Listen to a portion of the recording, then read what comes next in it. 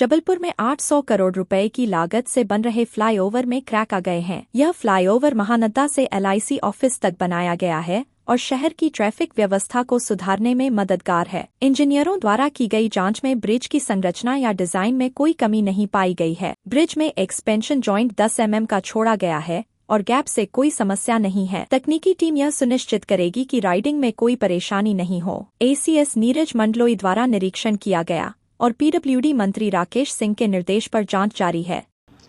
जबलपुर शहर का एक बहुत ही महत्वाकांक्षी लोक निर्माण विभाग की ये परियोजना है और इस तरह का एलिवेटेड कॉरिडोर, एलिवेटेड ब्रिज जो शहर की ट्रैफिक समस्या को ध्यान में रखते हुए बनाया गया था और भारत सरकार द्वारा केंद्रीय सड़क निधि से स्वीकृत किया है। ये अपने आप में मध्य प्रदेश का एक बहुत ही यूनिक और बड़ा प्रोजेक्ट है और PWD के लिए बहुत इसमें सीखने को भी मिला है और बहुत सारी नई तकनीकों का यूज़ किया है। मुझे खुशी है कि ये ब्रिज आज इतने वर्षों बाद अपनी पूर्णता पर आ रहा है और शीघ्र ही इसका लोकार्पण होगा। इस संबंध में आज हम इसका निरीक्षण करने आए थे। तो मुख्य रूप से बाकी काम तो बहुत तेज गति चल रहा है और जो इसका पार्ट 2 सैंक्शन हुआ था दमोह नाका वाला और आधार ताल वाला, वो भी बहुत शीघ्र पूरा होगा। जहाँ तक इस रोटरी के फोटोग्राफ्स की बात है, वो एक तकनीकी मामला है। स्ट्रक्चरल यानी कि ब्रिज की सुरक्षा, ब्रिज की मजबूती, ब्रिज की डिजाइन के संबंध में कोई प्रश्न चिन्ह नहीं है, लेकिन जो आमतौर पे आंख से देखने में लगता है कि इतना महत्वाकांक्षी 600-700 करोड़ का प्रोजेक्ट है, तो उसका उतना ही सुंदर सौंदर्यीकरण, शहर की शान है ये,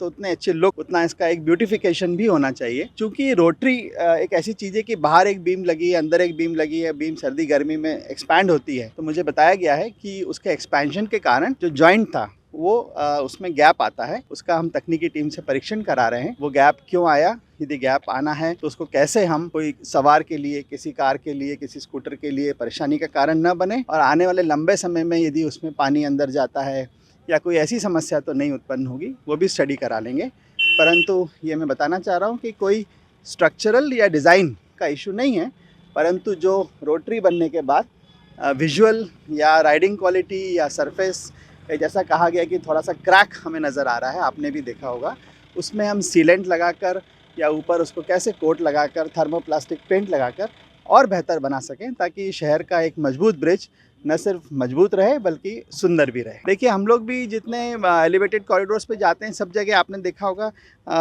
दो जो स्लैब रहते हैं, उन स्लैब के बीच में एक्सपेंशन जॉइंट छोड़ा जाता है। वो एक्सपेंशन जॉइंट 10 mm का भी हो सकता है, 20, 30 और 40 mm तक जाता है, यानी 2 इंच से लेके 3-4 इंच तक होता है। रेल की पटरियाँ भी आपने देखी होंगी तो 2 पटरी के बीच में गैप छोड़ते हैं, क्योंकि गर्मी और सर्दी के बीच में अपने यहाँ 25-30-40 डिग्री का फ़र्क हो जाता है। तो लोहा है वो तो फैलता है और छोटा होता है, तो वो गैप छोड़ना ज़रूरी होता है। उस गैप को नीचे तो मजबूती से स्टील सीमेंट ने बांधा हुआ है, परंतु ऊपर जो गैप दिखता है उसको हम डामर से या सीलेंट से बंद करते हैं। अब हमारी तकनीकी टीम ये सुनिश्चित करेगी कि राइडिंग परेशानी नहीं जाएगी। हमारे इंजीनियर्स इस काम में हैं, यहाँ पे एजेंसी के भी लोग हैं, कंसल्टेंट्स हैं, और हम इसको और सुंदर और बेहतर बना देंगे। और इसमें ये क्रैक जो आया है उसको कैसे हम करेक्ट करके कैसे उस क्रैक को स्थायी रूप से बेहतर बनाएं। जहाँ तक इस रोड पे जो छोटे छोटे एग्रीगेट यानी कि पत्थर दिख रहे हैं, ये जो लोग बाहर भी गए हैं, बड़ी रोड्स पे गए हैं, वो देखते हैं कि जहाँ टर्न होता है तो टर्न होने में गाड़ी स्किड होती है कई बार, तो बहुत चिकना सरफेस नहीं बन सकता। उसको रफनेस देने के लिए ये पत्थर छोटे छोटे हाथ से लगाए गए हैं और मुझे बताया गया है कि लगभग 6 महीने से 1 साल के अंदर जब ये ब्रिज पूरा उपयोग में आ जाएगा तो ये पत्थर सब सेटल हो जाते हैं। तो ये स्टार्टिंग का इशू है, फिर जब सेटल हो जाएगा तो वाहनों को ग्रिप देने के लिए, क्योंकि रोटरी इतनी बड़ी और चौड़ी है, हो सकता है इस रोटरी पे कोई 50-60 की स्पीड से निकल जाए तो वो स्किड ना हो, इसलिए ग्रिप के लिए पत्थर लगाए गए हैं। परंतु फिर भी यदि कोई पत्थर असुविधा का कारण बन रहा है, यदि कोई ऊंचा नीचा है, तो उसको भी ठीक करा लिया जाएगा।